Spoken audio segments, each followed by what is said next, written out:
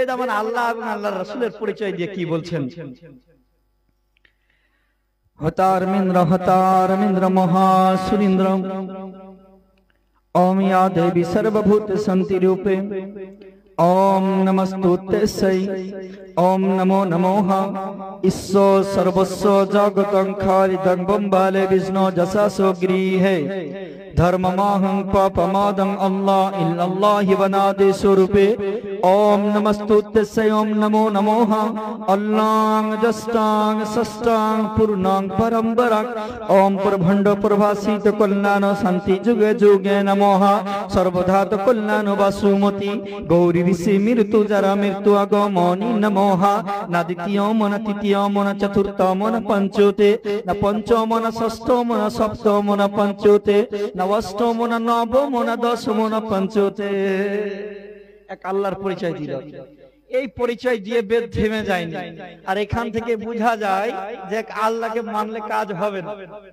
যদি আল্লাহকে মানলে কাজ হয়ে যেত তাহলে বেদে এইটুকু বলে ছেড়ে দিত যে আল্লাহর পরিচয় হয়ে গেছে, আর দরকার নাই। কিন্তু বেদ আবার নবী মুস্তাফার পরিচয় দিচ্ছে। শোনেন, বেদ বলছে ওম জরজস্ব যোদিতা जो किसस्व ब्रह्मांडो नाधे मनस्व कीरे ओम इंद्रज्यो न पश्रतो नामे नरा संसा भविष्यते। শোনো, পৃথিবীর মানুষ, তোমরা দুনিয়ার বুকে জন্মগ্রহণ করেছো, তুমি যে আসমান দেখছো, জমিন দেখতে পাচ্ছ, যে আসমানের নিচে আছো, জমিনের উপরে চলাফেরা করছো, যে গাছ দেখতে পাচ্ছ, এই গাছে একটা পাতা পর্যন্ত তার ইশারা ছাড়া পড়ে না। কার? যাকে মৃত্যু নামক বস্তু কোনোদিন ছুঁতে পারে না, সে কে? তিনি হলেন আল্লাহ। এবার বলছেন সে আল্লাহ দুইটা তিনটা চারটা পাঁচটা হবেন না, সে আল্লাহ হবেন এক, আল্লাহু আল্লাহ। তারপরে পরে বলছে শোনো, আল্লাহকে এক বলে মেনে নিলে এখনো ঈমান কমপ্লিট হয়নি, এখনো ঈমান কমপ্লিট হয়নি। ঈমান যদি কমপ্লিট করতে চাও আরেকজনকে মেনে নাও। তিনি কে? ওম জরজস্ব যোদিতা जो কিসস্ব ব্রহ্মাণ্ড নাধে বারস্ব কিরে। যেই নবী দুনিয়ার বুকে জন্মগ্রহণ করবে সেই মরুর শহরে, আরবকে বলা হয় মরুর শহর, আরবকে বলা হয় মরুর শহর। সেই মরুর শহরে জন্মগ্রহণ করবে যার বাপের নাম হবে সংস্কৃত ভাষায়, যার বাপের নাম বলেছেন বিষ্ণু জাসা, যার মায়ের নাম হবে সুমতি। বিষ্ণু জাসা এটা হচ্ছে সংস্কৃত ভাষা। এর যদি বাংলা করেন তাহলে হবে আল্লাহর দাস, আল্লাহর গোলাম। আর যদি এর আরবি করেন তাহলে হবে আব্দুল্লাহ। জোরে বলে। এর যদি এর মায়ের নাম হবে সুমতি, এর যদি বাংলা করেন তাহলে হবে সুন্দরমন, আর যদি আরবি করেন তাহলে হবে আমিনা। তো সেই নবীর নাম কি হবে? বাপের নাম মায়ের নাম তো হলো, সেই নবীর নাম কি হবে? বলছে সেই নবীর নাম হবে নারা সংসা ভবিষ্যতে। সেই নবীর নাম হবে প্রশংসিত, যার আরবি করলে হবে মুহাম্মাদুর রাসূলুল্লাহ, যার নাম হবে মুহাম্মদুর রাসূলুল্লাহ সাল্লাল্লাহু আলাইহি সাল্লাম। আর সেই নবী হচ্ছেন ঈমানের মূল।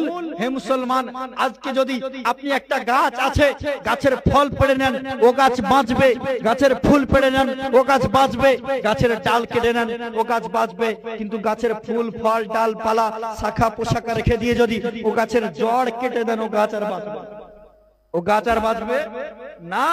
আল্লাহ বলছেন শোনো, আমি তোমাদেরকে নামাজ দিয়েছি, রোজা দিয়েছি, যাকাত দিয়েছি, হজ দিয়েছি। এটা কোনটা গাছের শাখা, কোনটা পোশাখা, কোনটা ডাল, কোনটা পালা, কোনটা ফুল, কোনটা ফল, কিন্তু এই ঈমানে বৃক্ষের জড় হচ্ছে আমার নবী মুস্তাফা। আর সেই নবী মুস্তাফার ব্যাপারে তোমার আকীদা যদি কিঞ্চিত পরিমাণ খারাপ হয়ে যায়, জীবনও কোনোদিন জান্নাতি হতে পারো না। আপনাদের ক্লিয়ার ভাষায় বুঝিয়ে দেয়। আপনাদের দিকে কি বলে? আমাদের দিকে কলসি বলে। আপনাদের দিকে কি বলে? হ্যাঁ, কলসি বলে। আর কলসিতে যদি হালকা নিচে ফুটো করে দেন আর সারাটা দিন ট্যাপের সামনে লাগিয়ে রাখেন, কলসি ভরবে? ভরবে? ভরবে। আল্লামা ফখরুদ্দিন রাজি বলছে শোনো, মানুষের ঈমান এটা হচ্ছে একটি কলসির ন্যায়, আর আমল হচ্ছে সে কলসিতে রাখা পানির ন্যায়। যদি আমল সে কলসিতে রাখা পানির ন্যায়, যদি তোমার ঈমান ঠিক থাকে নামাজ পড়বে কাজে লাগবে, ঈমান ঠিক থাকে রোজা রাখবে কাজে লাগবে, ঈমান ঠিক থাকে যাকাত দিবে কাজে লাগবে, ঈমান ঠিক থাকে রুকু করবে কাজে লাগবে, ঈমান ঠিক থাকে সাজদা করবে কাজে লাগবে, ঈমান ঠিক থাকে কোরআন তেলাওয়াত করবে কাজে লাগবে, ঈমান ঠিক থাকে আল্লাহর রাহে দান করবে। যদি তোমার সেই ঈমানের খাতায় জমা হয়ে যাবে, আর যদি ঈমানের পাথরই ফুটো থাকে আর সে জমা হবে না, বয়ে বয়ে পড়ে যাবে। তাই আমাদেরকে সর্বপ্রথম ঠিক রাখতে হবে নিজের ঈমান, নিজের ঈমান। আর ঈমান মানে সহজ ভাষায় আপনারা বুঝেন, ঈমানের মূল আমার নবী মুস্তাফা। পৃথিবীর বুকে কারোর সঙ্গে যদি প্রেম ভালোবাসা হয়, ধোঁকা খাওয়ার চান্স আছে। কারোর সঙ্গে যদি মহব্বত হয়, ধোঁকা খাওয়ার চান্স আছে।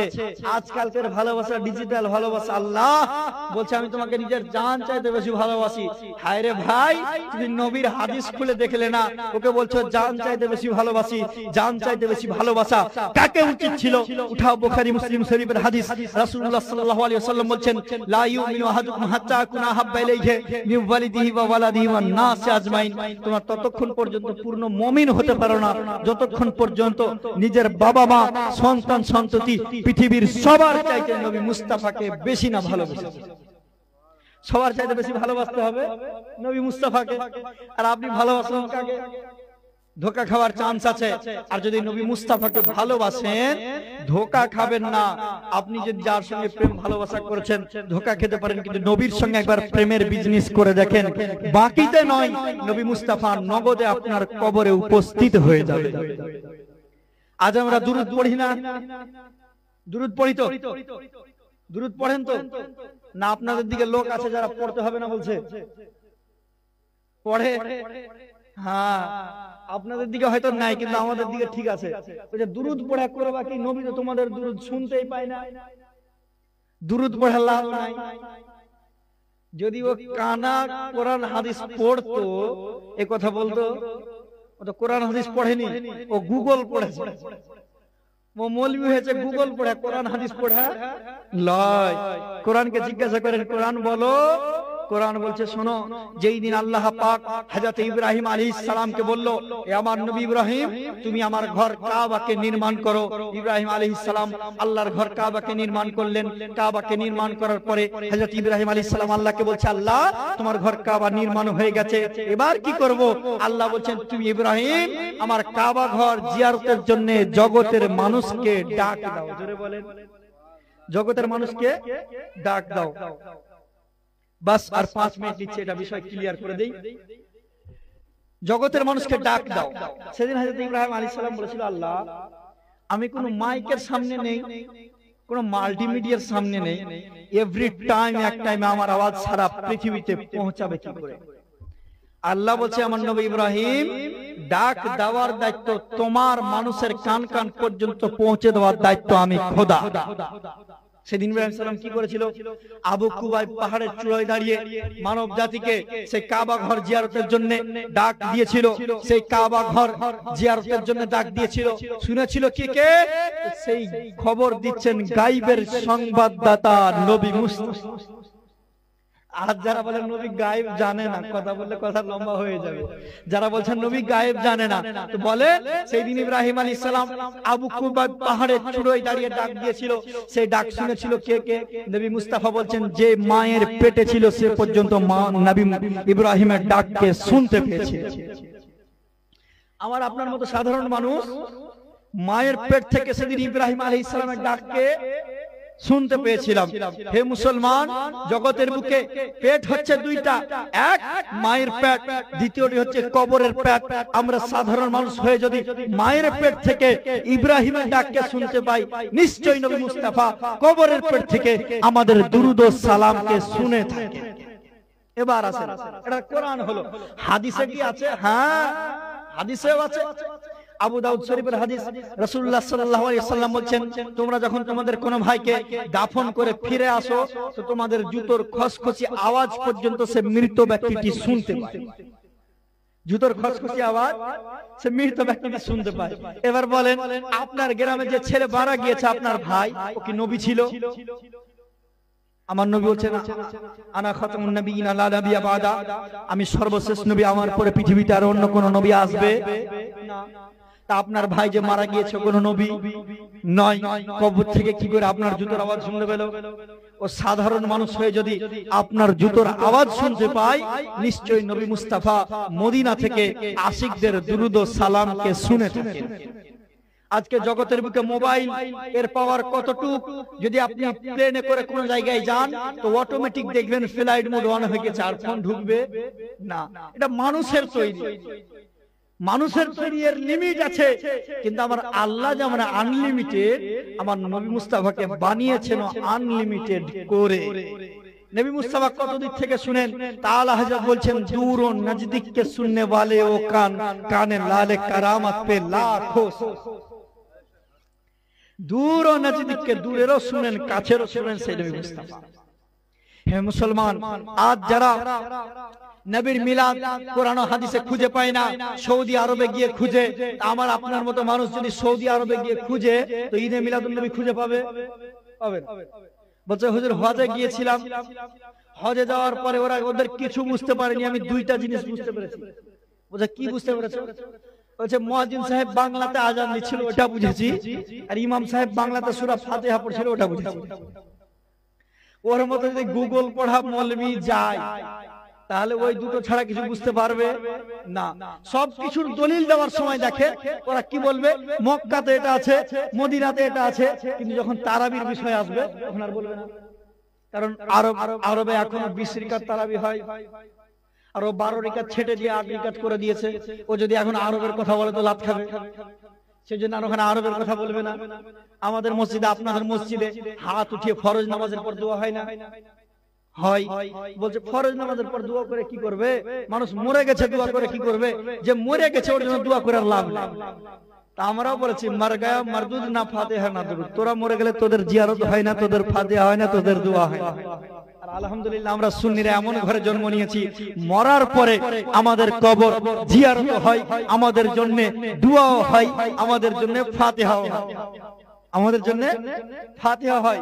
এবার কবর জিয়ারত কার হবে না? আপনাদের মধ্যে কবরস্থানে কবর জিয়ারত করেন করেন তো? এবার আছেন কবর জিয়ারত কার হবে না? আল্লাহ পাক সূরা তওবার 84 নম্বর আয়াতের মধ্যে বলছেন তোমরা কবর জিয়ারত করিও না। আল্লাহ কার করব না?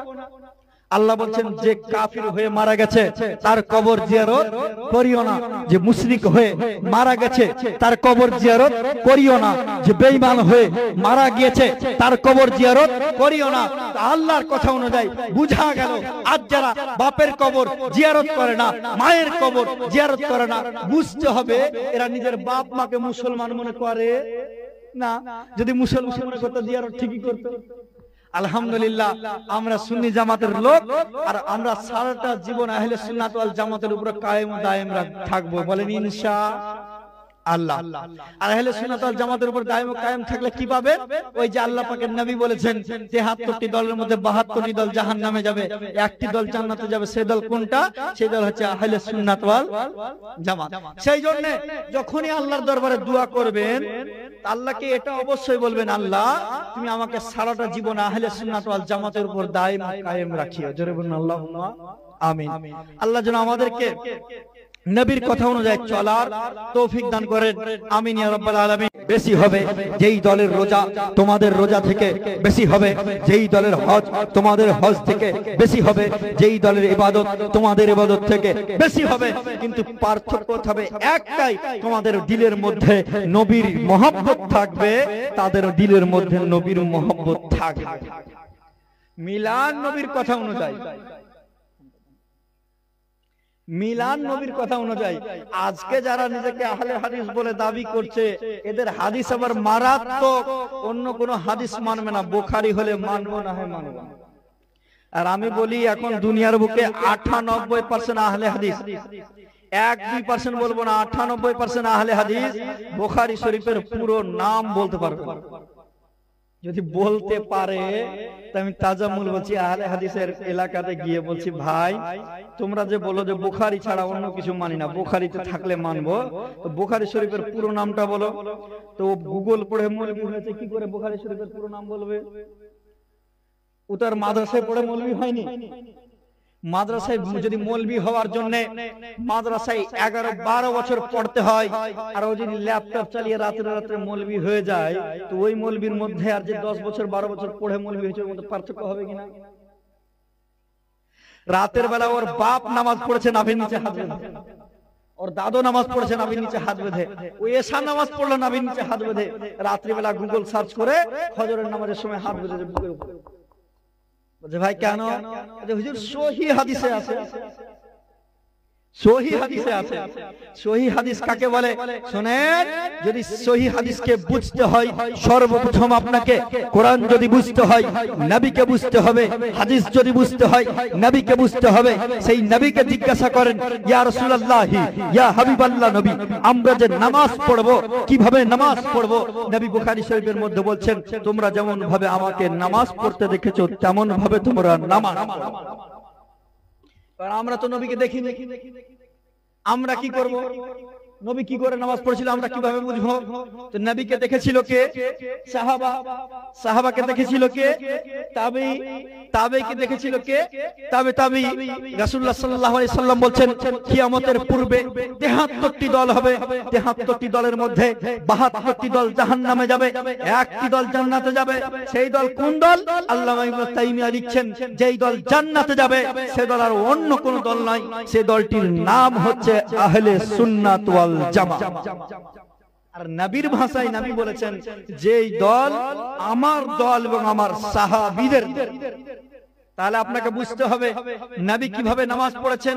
যদি আপনাকে জানতে হয়, আপনি নবীকে দেখতে পাননি, আপনাকে জানতে হবে সাহাবী থেকে। জিজ্ঞাসা করেন সাহাবীকে নবী কিভাবে নামাজ পড়েছেন। হযরত আলী মুর্তজা কাররামাল্লাহু ওয়াজহু হাদিস বর্ণনা করছেন, আন্নাহু সুন্নাহ, রাসূলুল্লাহ সাল্লাল্লাহু আলাইহি সাল্লামের সুন্নাত হলো ডান বাম হাতের উপর ডান হাত রেখে তাহতা সুররা নাভির নিচে বাঁধবে। এটা সাহাবীর দেওয়া হাদিস। এবার ডিসিশন আপনার, মানবেন সাহাবীর হাদিস না ওয়াহাবীর হাদিস? এবার ডিসিশন আপনার। হে মুসলমান, আজকে দুনিয়ার বুকে মেনে নিতে হবে আমাদের ঈমান নিয়ে যারা ছিনিমিনি খেলছে। ঈমান আজকে রাসূলুল্লাহ সাল্লাল্লাহু আলাইহি ওয়াসাল্লাম যে বলে গিয়েছিলেন, শেষ জামানায় মানুষের ঈমান হয়ে যাবে কচুর পাতা। বুঝেন আপনারা কচুর পাতা? ও কচুর পাতাতে যদি বৃষ্টির পানি থাকে আর হালকা হাওয়া হলে পানি পড়ে যায়, পানি কিন্তু আর থাকে না পাতাতে। রাসূলুল্লাহ সাল্লাল্লাহু আলাইহি সাল্লাম বলছেন, কিয়ামতের পূর্বে মানুষের ঈমান এমন হয়ে যাবে কচুর পাতাতে থাকা পানি একটু লাগলে ঈমান চলে যাবে। আর আমাদের ঈমান নিয়ে বলে, তোমরা কি আর পৃথিবীতে অন্য কোনো ওয়াজ খুঁজে পাও না? ঘুরে ঘুরে ওই ঈমানের ওয়াজ করো, নবীর শানের ওয়াজ করো। বলি শোনো, নবীর শান খারাপ লাগবে তাকে যার বাপের ঠিক নেই। নবীর শান খারাপ লাগবে তাকে। হে মুসলমান, আমার নবী এমন নবী, যেই নবীর প্রশংসা পৃথিবীর বুকে যত ধর্মগ্রন্থ এসেছে প্রত্যেকটি ধর্মগ্রন্থে আমার নবী মুস্তাফার প্রশংসা করা হয়েছে। আল্লাহ আমার নবীকে তেমন করে পাঠিয়েছে। শোনো জগতের মানুষ, তোমরা যতই বলো নবীর নামের ঝান্ডা বের করব না, নবীর নামে ঈদে মিলাদুন নবী, নবীর জন্মদিবস পালন করব না, এদের যুক্তি মারাত্মক যুক্তি, শয়তানের যুক্তিগুলো একটু ভালোই হয়। বলছে নবী যখন দুনিয়ার বুকে এসেছিল, কোথায় এসেছিল? বলছে নবী জন্ম তো মক্কায় হয়েছিল। নবী যখন জন্মগ্রহণ করলো, মক্কার কেউ ঈদে মিলাদুন নবী পালন করলো না। 1400 বছর পরে ভারতে এসে কালিয়াচকের মডেলের লোক হয়ে তুমি মিলাদুন নবী পালন করছো। তার জন্য বলি ভাই, নবী যখন দুনিয়ার বুকে জন্মগ্রহণ করেছিলেন সেই সময় কোন নবীর সাহাবী ছিল না, কোন মুসলমান ছিল না। ছিল আবু জেহেল, ছিল আবু লাহাব, ছিল উতবা, ছিল সাইবা, তাদের মতো কাফির ছিল। আরে এখন যদি হও তুমি তাদের মতো কাফির, মানে না নবীর ঈদে মিলাদুন নবী। আর যদি তুমি হও আবু বকরের মতো মুসলমান, তো উঠাও মিশকাত শরীফের হাদিস। হযরত আবু বকর সিদ্দিক বলছেন, কোন ব্যক্তি যদি নবীর মিলাদুন নবীকে কেন্দ্র করে 1 টাকা খরচ করে, কিয়ামতের দিন যেই দিন জান্নাত জাহান্নাম মানুষের নির্ধারিত হবে, সেই দিন সে জান্নাতে আমি আবু বকরের সঙ্গে থাকবে। জোরে বলেন, আমি আবু বকরের সঙ্গে থাকবে। আবু বকর কে? যাকে রাসূলুল্লাহ সাল্লাল্লাহু আলাইহি ওয়াসাল্লাম বলেছেন সাইয়্যিদুল বাশর বা'দাল আম্বিয়া বিত্তাহকিক, যে আবু বকর সমস্ত নবীর পরে, আম্বিয়াদের পরে সবচাইতে শ্রেষ্ঠ মানুষ। শ্রেষ্ঠ মানুষ। আর আমরা যারা আজকে দুনিয়ার বুকে নবী মুস্তাফাকে নিজের মতো বলি, তাদের জন্য বলি ভাই, আমি বলে দিয়ে যাচ্ছি আজকে এই মডেলের বুকে কার আকীদা কেমন ছিল। পৃথিবীর বুকে সর্বপ্রথম নবীকে বাশার কে বলেছিল, নবীকে নিজের মতো মানুষ কে বলেছিল, সেটাও বলে দিয়ে যাব। হে মুসলমান, নবী যখন দুনিয়ার বুকে আসলেন, জিজ্ঞাসা করেন সে হযরতে আলীকে, যে হযরতে আলীর ব্যাপারে রাসূলুল্লাহ সাল্লাল্লাহু আলাইহি ওয়াসাল্লাম মিসকাত শরীফের 542-43 পৃষ্ঠার মধ্যে হাদিস, রাসূলুল্লাহ সাল্লাল্লাহু আলাইহি ওয়াসাল্লাম বলছেন, আনা দারুল হিকমতে ওয়া আলিউল বাবুহা, নিশ্চয় আমি নবী হিকমতের শহর, আলী হচ্ছে তার দরওয়াজা। নবী বলছেন, আনা মাদিনাতুল ইলম ওয়া আলিউল বাবুহা, আমি নবী হচ্ছি ইলমের শহর, আলী হচ্ছে সে শহরের দরওয়াজা। সে আলীকে জিজ্ঞাসা করেন নবী মুস্তাফা কেমন। হযরত আলী বলছে, শোনো, নবীর মতো সুন্দরময় চেহারা আমি আগে কখনো দেখেছিলাম না, নবীর পরে কাউকে দেখেছি, নবীর পরে কাউকে দেখেছি। জিজ্ঞাসা করেন হযরত আবু হুরায়রাকে, নবী মুস্তাফা কেমন। আবু হুরায়রা বলছে, ইয়া রাসূলুল্লাহ, ইয়া হাবিবাল্লাহ, আপনার মতো চেহারাবান পৃথিবীর বুকে আমি আবু হুরায়রা আর দেখিনি। এবার যদি জিজ্ঞাসা করতে হয়, আপনাদের এদিকে গজল পড়ে শায়র ইসলাম, আপনাদের দিকের মানুষ বেশি পছন্দ করে নাকি? হ্যাঁ, এই যে লোক আজকে স্টেজে দাঁড়িয়ে শায়র ইসলামের নাত পড়ছে, নাত পড়া হযরত হাসান বিন সাবিতের সুন্নাত, জোরে বলেন। আর নাত শোনা আমার নবী মুস্তাফার নিজের সুন্নাত। আর নবী মুস্তাফা নাত শুনে শুনে হযরত হাসানকে নাজরানা পর্যন্ত দিতেন, ওটাও আমার নবীর সুন্নাত। শুনেন, সে হাসান বিন সাবিতকে জিজ্ঞাসা করেন নবী মুস্তাফা কেমন। হাসান বিন সাবিত বলেন, ইয়া রাসূলুল্লাহ, আপনার মতো চেহারাবান না পৃথিবীর বুকে আমি কাউকে দেখেছি, আর দেখবো কি করে, কোন মা তো আপনার মতো চেহারাবান জন্মই নেই। এবার বলবেন ভাই, আজকে মডেলের স্টেজে বসে তুমি বলছো নবী মুস্তাফার মতো সুন্দর কেউ ছিল না, 100 বছর আগে যে লোকগুলা জন্মেছিল তাকে দেখেছো? আমি তো বলবো দেখিনি। কেউ যদি বলে 18 বছর পূর্বে যে লোকগুলা জন্মেছিল দেখেছো? আমি তো বলবো দেখিনি। কেন, আমার বয়সী 18 হয়নি, দেখো কি করে? হে মুসলমান, আজকে যারা 100-200 বছর বয়স হয়ে গেছে, ওদেরকে যদি জিজ্ঞাসা করেন ভাই, তোমাদের 100 বছর পূর্বে যাদের জন্ম হয়েছিল তাদের মতো লোকগুলাকে দেখেছো? তারাও বলবে দেখিনি। তাহলে কেমন করে বললেন নবী মুস্তাফা সবার চাইতে সুন্দর? যদি এর প্রশ্নের উত্তর নিতে হয়, যেতে হবে কার কাছে? চলেন জিবরাইলের কাছে। সৃষ্টির শুরু থেকে যে জিবরাইল ছিল, আছে, কিয়ামত পর্যন্ত থাকবে। জিবরাইল আলাইহিস সালামকে, যাকে আল্লাহ পাক সাইয়্যিদুল মালায়েকা, ফেরেশতাদের সরদার করেছে, সেই জিবরাইল আলাইহিস সালামকে জিজ্ঞাসা করেন, জিবরাইল বলো নবী মুস্তাফা কেমন? জিবরাইল আলাইহিস সালাম বলছেন, কসম সেই নূরে, সেই কসম সেই আল্লাহর, যে আল্লাহর হাতে আমার জান, আমি জিবরাইল পৃথিবীর বুকে যত নবী এসেছে আমি জিবরাইল তাদেরকেও দেখেছি, পৃথিবীর বুকে যত মানুষ এসেছে সকলকে আমি জিবরাইল দেখেছি। আমি পূর্ব থেকে পশ্চিম, উত্তর থেকে দক্ষিণ, সারা পৃথিবীটাকে জিসিবি মেশিনের মতো ছেনে দেখলাম, নবী মুস্তাফার মতো কেউ নেই। এই হাদিসের দিকে খেয়াল করে आला हजरत बोलছেন, यही बोले सिदरा वाले कि चमने जहां के ताले, सभी मैंने छान डाले तेरे पाए का नाम। नारे तकबीर, नारे रिसाला, नारे रिसाला, मुफ्ती मोहम्मद मुख्तार आलम साहेब, नारे तकबीर, नारे रिसाला। यही बोले सिदरा वाले के चमने जहां के थाले, सभी मैंने छान डाले तेरे पाए का नाम पाया, तेरे हमद है खुदाया तुझे एक ने एक बनाया। বলছে শোনো, সারা পৃথিবী খুঁজলে যেমন দ্বিতীয় কোন খোদা পাওয়া যাবে না, তো সারা পৃথিবী খুঁজলে দ্বিতীয় কোন মুস্তাফা পাওয়া, সারা পৃথিবী খুঁজলে দ্বিতীয় কোন মুস্তাফা পাওয়া যাবে না। হে মুসলমান, আজকে আপনাদের বলে দিয়ে যাই, আমি কিছুক্ষণ পূর্বেই আপনাদেরকে বললাম যে আমার নবী এমন একজন নবী, যেই নবীর প্রশংসা পৃথিবীর বুকে যত ধর্মগ্রন্থ আছে, প্রত্যেকটা ধর্মগ্রন্থে আমার নবীর প্রশংসা আছে। শোনা দরকার আছে বাপ, বলবো একটু করে দিয়ে যায়। মুসলমান, কিভাবে আমার নবী মুস্তাফা এবং আল্লাহ পাকের পরিচয় দিয়েছেন আমরা কোরআন থেকে জানতে পেরেছি। কোরআন জানিয়ে দিয়েছেন কুল হু আল্লাহু আহাদ, নিশ্চয় আল্লাহ হচ্ছে এক। কোরআন আমাদেরকে জানিয়ে দিয়েছেন নিশ্চয় মুহাম্মদ সাল্লাল্লাহু আলাইহি ওয়াসাল্লাম আল্লাহর রাসূল, এটাও আমরা জেনে নিয়েছি। কোরআন জানিয়ে দিয়েছে শোনো, যদি আল্লাহকে ভালোবাসতে চাও, কোন মানুষ ডাইরেক্ট আল্লাহকে ভালোবাসতে পারে না। কেন? যদি আল্লাহকে ভালোবাসতে চাও, কুল ইন কুনতুম তুহিব্বুন আল্লাহ, যদি আল্লাহকে ভালোবাসতে চাও ফাত্তাবিউনি ইউহিব্বুকুমুল্লাহ, সর্বপ্রথম নবী মুস্তাফাকে ভালোবাসো। এবার লোক বলছে যদি আল্লাহকে ভালোবাসতে গেলে নবীকে ভালোবাসতে হয়, তাহলে আল্লাহকে ভালোবাসার দরকার নাই। আল্লাহ তোমাকে মালিক মানতে চাই, হাকিম মানতে চাই, তা আল্লাহ বলছে বান্দা শোনো, ইউ হাকিমুনাকা, তোমরা যদি আমাকে হাকিম মানতে চাও তাহলে নবী মুস্তাফাকে হাকিম মেনে নাও। যদি নবীকে হাকিম মেনে নাও তাহলে আমাকে হাকিম মানা হয়ে যাবে। পৃথিবীর মুখে যত মানুষ আছে সবাই চাই জান্নাতে যাব। একটা পাগলকে যদি জিজ্ঞাসা করে ভাই কোথায় যাবেন, জান্নাতে যাব। জান্নাতে যাওয়া সবার স্বপ্ন, কিন্তু কি করলে জান্নাতে যাবেন? কোরআন হাদিস থেকে শুনছেন, আজকে আপনাকে বেদ থেকে শুনিয়ে যায় যে বেদ কি বলছে। জান্নাতে যেতে গেলে আপনাকে কি করতে হবে? জান্নাতে যেতে গেলে কি করতে হবে? বেদ বলছে শোনো, ওম লা ইলাহা ইল্লা হাতি পাপং ইল্লাং ইল্লাল্লাহ পরম পদম জন্ম বাইকুষ্টইনতি তজপে নামে মুহাম্মদ। বেদ বলছে শোনো, তুমি যদি জান্নাতি হতে চাও তাহলে প্রথমত আল্লাহকে এক বলে মেনে নাও।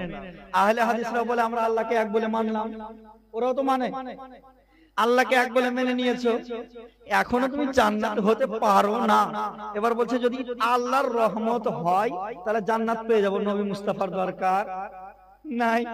তো বলি শোনো, নবী মুস্তাফা ছাড়া কিভাবে জান্নাত পেয়ে যাবে?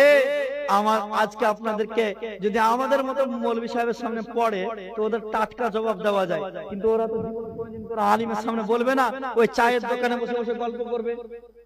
আর চায়ের দোকানে আপনাদের মতো মানুষ শুনবে, চায়ের দোকান থেকে শুনে এসে বলবে, কিন্তু আর জীবনে কোনোদিন মৌলানা সাহেবের সম্মুখীন হবে না। তাই আপনাদেরকে যুক্তি দিয়ে যাচ্ছি যাতে আপনারা ওদের সঙ্গে মুনাজারা করতে পারেন। আমাদের দরকার পড়বে না, যাতে আপনারা করতে পারেন। আমাদের সামনে আপনাদের সামনে এই লাইট গুলা জ্বলছে, এই লাইটের পিছনে তার কয়টা? দুইটা, একটা কারেন্ট একটা আর। এবার যদি আপনাদের মডেলের কোন চালাক মানুষ দাঁড়িয়ে গিয়ে বলে আমি কারেন্ট নেবো আর নেব না, তো ও লাইট ৫,০০০ টাকা লাইট করে ৫০,০০০ টাকা ধার বাটি আনলে তাতে আলো আসবে না। কেন? কারেন্টের সঙ্গে যতক্ষণ পর্যন্ত আর্থকে যোগ না দিবে। তো বলছে শোনো, লা ইলাহা ইল্লাল্লাহ এটি হচ্ছে একটি কারেন্ট, আর মুহাম্মদুর রাসূলুল্লাহ এটা হচ্ছে একটি আর্থ। যতক্ষণ পর্যন্ত লা ইলাহা ইল্লাল্লাহর কারেন্টের সঙ্গে মুহাম্মদুর রাসূলুল্লাহর আর্থকে যোগ না দিবে ততক্ষণ পর্যন্ত একজন মানুষের হৃদয়ে ঈমানের নূর জ্বলে উঠতে পারে না। আর নবীকে আল্লাহ পাক আসমান বানিয়েছেন, আসমানের মালিক নবীকে করে দিয়েছেন। আল্লাহ পাক জমিন বানিয়েছেন, জমিনের মালিক নবীকে করে দিয়েছেন। আল্লাহ পাক জান্নাত বানিয়েছেন, জান্নাতের মালিক নবীকে করে দিয়েছে। আল্লাহ পাক হাউজে কাউসার বানিয়েছেন, হাউজে কাউসারের মালিক নবী মুস্তাফাকে করে দিয়েছেন। আল্লাহ পাক বলেন ইয়া রাসূলুল্লাহ ইয়া হাবিবাল্লাহ নবী, আমি দুনিয়ার বুকে যত কিছু সৃষ্টি করেছি, সৃষ্টির পরে সব কিছুর মালিক আমি নবী আপনাকে করে দিয়েছি।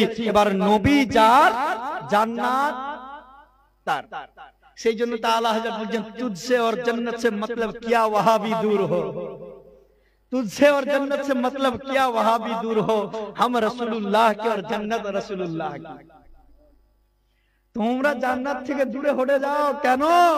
জান্নাত নবীর আর আমরা নবী মুস্তাফা। হে মুসলমান, তাই আপনারা যিনারা এখনো বাড়িতে শুয়ে আছেন, মনে করছেন স্টেজে যাব, জালসা শুনবো, এই নিয়ে যদি থাকে আর ঘুমিয়ে থাকেন, বিছানাতে থাকবেন, কোন সময় ঘুম চলে আসবে বলা যাবে না। আর মাইক দূর থেকে শোনা ডাইরেক্ট শোনা এক হবে হবে না। কাউকে সৌদি আরবে আছে ভিডিও কলে দেখছেন আর বাড়িতে সামনে দাঁড়িয়ে কথা বলছেন, এক হবে হবে না। সেই মতনই বাড়িতে বসে শোনা আর স্টেজে এসে শোনা এক হবে না। লাস্ট কয়েকটি কথা আমি আপনাদেরকে বলবো, তারপরে ইনশাআল্লাহ বিদায় নিব।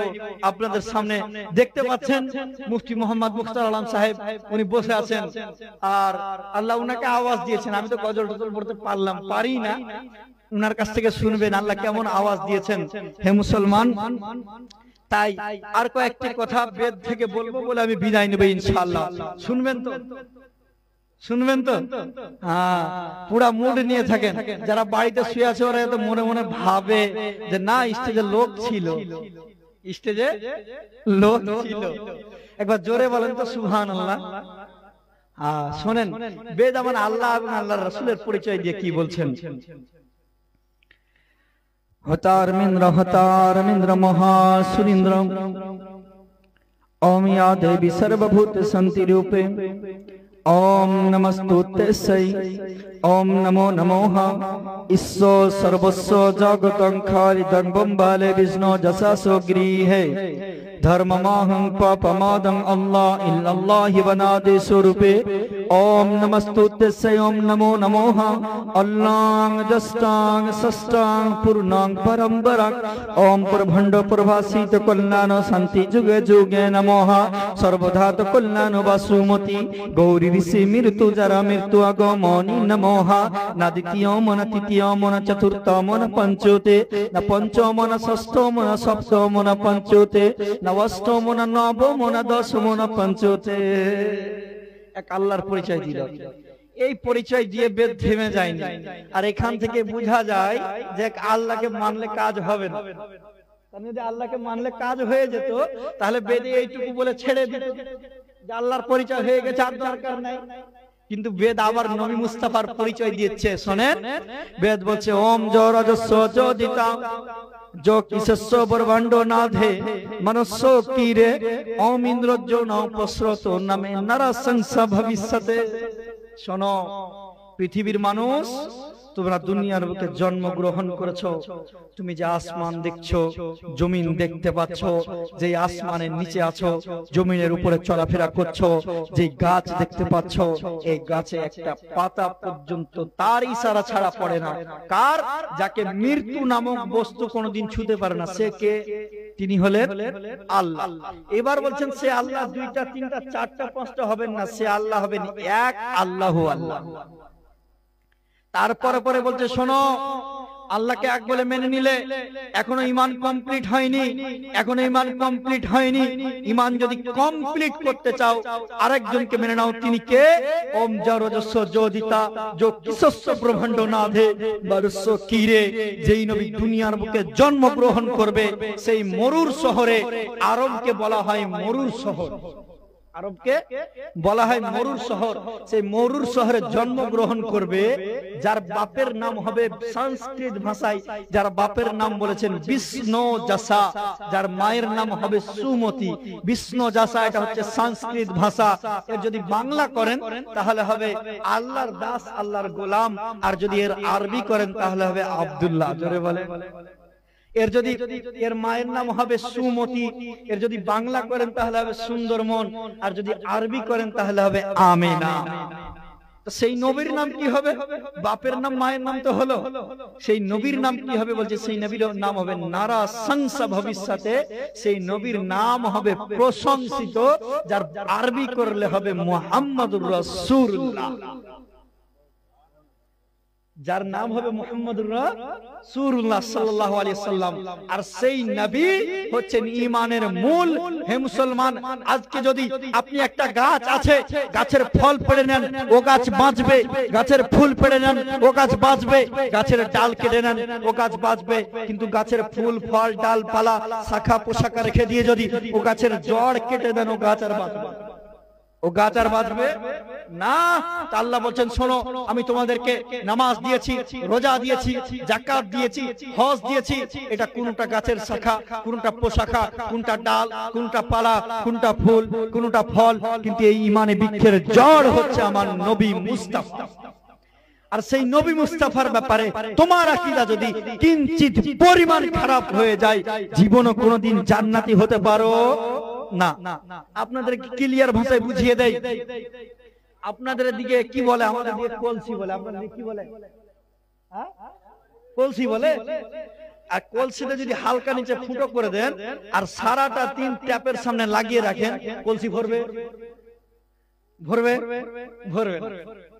আল্লামা ফখরুদ্দিন রাজি বলছে, শোনো, মানুষের ঈমান এটা হচ্ছে একটি কলসির ন্যায়, আর আমল হচ্ছে সে কলসিতে রাখা পানির ন্যায়। যদি আমল সে কলসিতে রাখা পানির নাই, যদি তোমার ঈমান ঠিক থাকে নামাজ পড়বে কাজে লাগবে, ঈমান ঠিক থাকে রোজা রাখবে কাজে লাগবে, ঈমান ঠিক থাকে যাকাত দিবে কাজে লাগবে, ঈমান ঠিক থাকে রুকু করবে কাজে লাগবে, ঈমান ঠিক থাকে সাজদা করবে কাজে লাগবে, ঈমান ঠিক থাকে কোরআন তেলাওয়াত করবে কাজে লাগবে, ঈমান ঠিক থাকে আল্লাহর রাহে দান করবে, যদি তোমার সেই ঈমানের খাতায় জমা হয়ে যাবে। আর যদি ঈমানের পাত্রই ফুটো থাকে আর সে জমা হবে না, বয়ে বয়ে পড়ে যায়। তাই আমাদেরকে সর্বপ্রথম ঠিক রাখতে হবে নিজের ঈমান, নিজের ঈমান। আর ঈমান মানে সহজ ভাষায় আপনারা বুঝেন, ঈমানের মূল আমার নবী মুস্তাফা। পৃথিবীর বুকে কারো সঙ্গে যদি প্রেম ভালোবাসা হয়, ধোঁকা খাওয়ার চান্স আছে। কারোর সঙ্গে যদি মহব্বত হয়, ধোঁকা খাওয়ার চান্স আছে। আজকালকার ভালোবাসা ডিজিটাল ভালোবাসা। আল্লাহ বলছে, আমি তোমাকে নিজের জান চাইতে বেশি ভালোবাসি। হায় রে ভাই, তুমি নবীর হাদিস খুলে দেখলে না? ওকে বলছো জান চাইতে বেশি ভালোবাসি, জান চাইতে বেশি ভালোবাসা কাকে উচিত ছিল? উঠাও বুখারী মুসলিম শরীফের হাদিস। রাসূলুল্লাহ সাল্লাল্লাহু আলাইহি ওয়াসাল্লাম বলছেন, লা ইউমিনু আহাদুকুম হাত্তা আকুনা হাব্বা ইলাইহি মিন ওয়ালিদিহি ওয়া ওয়ালাদিহি ওয়ান নাসি আজমাইন। তোমরা ততক্ষণ পর্যন্ত পূর্ণ মুমিন হতে পারো না যতক্ষণ পর্যন্ত নিজের বাবা মা, সন্তান সন্ততি, পৃথিবীর সবার চাইতে নবী মুস্তাফাকে বেশি না ভালোবাসে।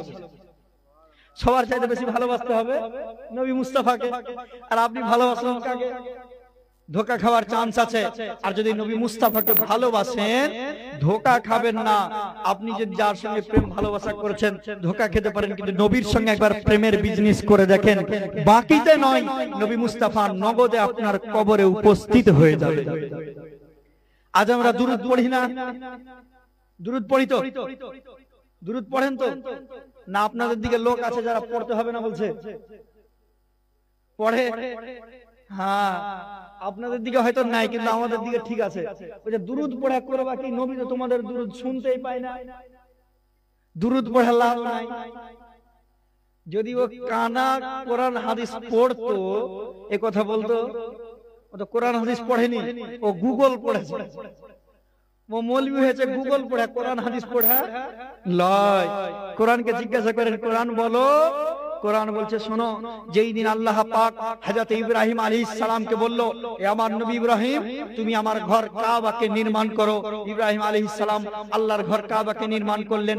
কাবাকে নির্মাণ করার পরে হযরত ইব্রাহিম আলাইহিস সালাম আল্লাহকে বলছে, আল্লাহ, তোমার ঘর কাবা নির্মাণ হয়ে গেছে, এবার কি করব? আল্লাহ বলছেন, তুমি ইব্রাহিম আমার কাবা ঘর জিয়ারতের জন্য জগতের মানুষকে ডাক দাও। জোরে বলেন, জগতের মানুষকে ডাক দাও। বাস, আর 5 মিনিট নিচ্ছে, এটা বিষয় ক্লিয়ার করে দেই।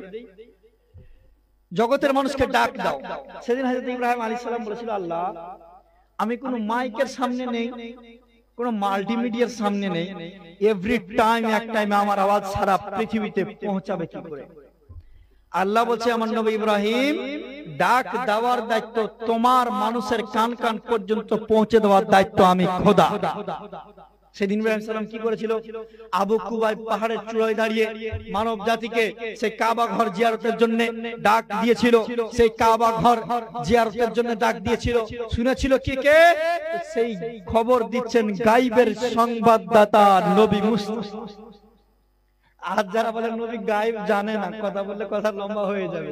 যারা বলছেন নবী গায়েব জানে না, তো বলে সেই দিন ইব্রাহিম আলাইহিস সালাম আবু কুবাইব পাহাড়ের চূড়ায় দাঁড়িয়ে ডাক দিয়েছিল। সেই ডাক শুনেছিল কে কে? নবী মুস্তাফা বলছেন, যে মায়ের পেটে ছিল সে পর্যন্ত মা নবী ইব্রাহিমের ডাককে শুনতে পেয়েছে। আমার আপনার মতো সাধারণ মানুষ মায়ের পেট থেকে সেদিন ইব্রাহিম আলাইহিস সালামের ডাককে শুনতে পেয়েছিলাম।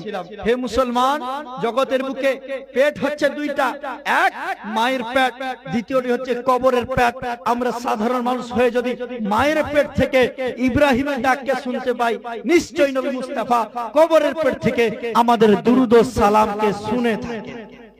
এবার আসেন, এটা কোরআন হলো, হাদিসে কি আছে? হ্যাঁ, হাদিসেও আছে।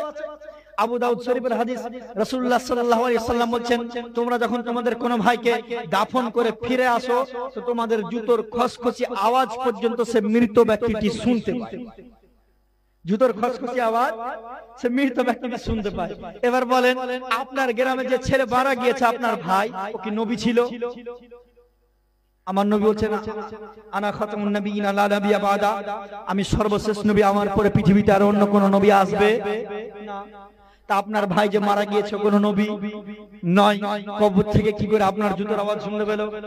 ও সাধারণ মানুষ হয়ে যদি আপনার জুতোর আওয়াজ শুনতে পায়, নিশ্চয়ই নবী মুস্তাফা মদিনা থেকে আশিকদের দুরুদ ও সালামকে শুনে থাকেন।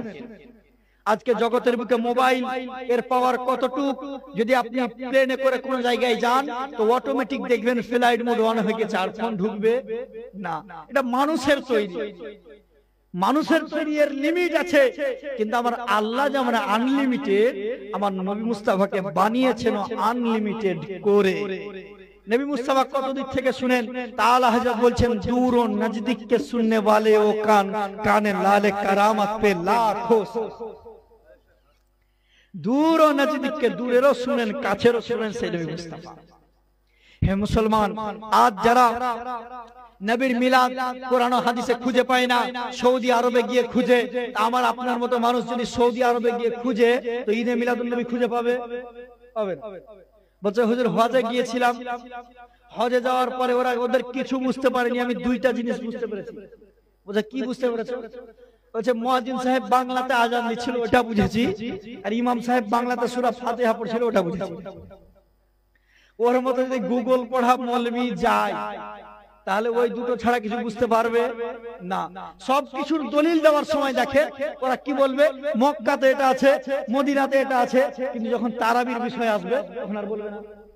কারণ আরবে এখনো 20 রাকাত তারাবি হয়, আর ও 12 রাকাত ছেটে দিয়ে 8 রাকাত করে দিয়েছে। ও যদি এখন আরবের কথা বলে তো লাত খাবে, সেজন্য আর ওখানে আরবের কথা বলবে না। আমাদের মসজিদে, আপনাদের মসজিদে হাত উঠিয়ে ফরজ নামাজের পর দোয়া হয় না? হয়। বলছে, ফরজ নামাজের পর দোয়া করে কি করবে? মানুষ মরে গেছে, দোয়া করে কি করবে? যে মরে গেছে ওর জন্য দোয়া করে লাভ নেই। তা আমরাও বলেছি, মার গায়া মারদুদ না ফাতিহা না দুরুদ। তোরা মরে গেলে তোদের জিয়ারত হয় না, তোদের ফাতিহা হয় না, তোদের দোয়া হয় না। আর আলহামদুলিল্লাহ আমরা সুন্নিরা এমন ঘরে জন্ম নিয়েছি, মরার পরে আমাদের কবর জিয়ারত হয়, আমাদের জন্য দোয়াও হয়, আমাদের জন্য ফাতিহাও হয়, আমাদের জন্য ফাতিহা হয়। এবার কবর জিয়ারত কার হবে না? আপনাদের মধ্যে কবরস্থানে কবর জিয়ারত করেন তো? এবার আসেন, কবর জিয়ারত কার হবে না? আল্লাহ পাক সূরা তওবার 84 নম্বর আয়াতের মধ্যে বলছেন, তোমরা কবর জিয়ারত করিও না। আল্লাহ কার করব না? আল্লাহ বলছেন, যে কাফির হয়ে মারা গেছে তার কবর জিয়ারত করিও না। যে মুশরিক হয়ে মারা গেছে তার কবর জিয়ারত করিও না। যে বেঈমান হয়ে মারা গিয়েছে তার কবর জিয়ারত করিও না। আল্লাহর কথা অনুযায়ী বুঝা গেল, আজ যারা বাপের কবর জিয়ারত করে না, মায়ের কবর জিয়ারত করে না, বুঝতে হবে এরা নিজের বাপ মাকে মুসলমান মনে করে না। যদি মুসলমান মনে করতে, জিয়ারত ঠিকই করতো। আলহামদুলিল্লাহ আমরা সুন্নি জামাতের লোক, আর আমরা সারাটা জীবন আহলে সুন্নাত ওয়াল জামাতের উপর কায়েম ও দায়েম থাকবো, বলেন ইনশাআল্লাহ। আর আহলে সুন্নাত ওয়াল জামাতের উপর দায়েম ও কায়েম থাকলে কি পাবে? ওই যে আল্লাহ পাকের নবী বলেছেন, 73টি দলের মধ্যে 72টি দল জাহান্নামে যাবে, একটি দল জান্নাতে যাবে। সেই দল কোনটা? সেই দল হচ্ছে আহলে সুন্নাত ওয়াল জামাত। সেই জন্য যখনই আল্লাহর দরবারে দোয়া করবেন, আল্লাহকে এটা অবশ্যই বলবেন, আল্লাহ তুমি আমাকে সারাটা জীবন আহলে সুন্নাত ওয়াল জামাতের উপর দায়েম কায়েম রাখিও। জোরে বলুন আল্লাহুম্মা আমিন। আল্লাহ যেন আমাদেরকে নবীর কথা অনুযায়ী চলার তৌফিক দান করেন, আমিন ইয়া রাব্বাল আলামিন। আসসালামু আলাইকুম ওয়া রাহমাতুল্লাহি ওয়া বারাকাতুহু।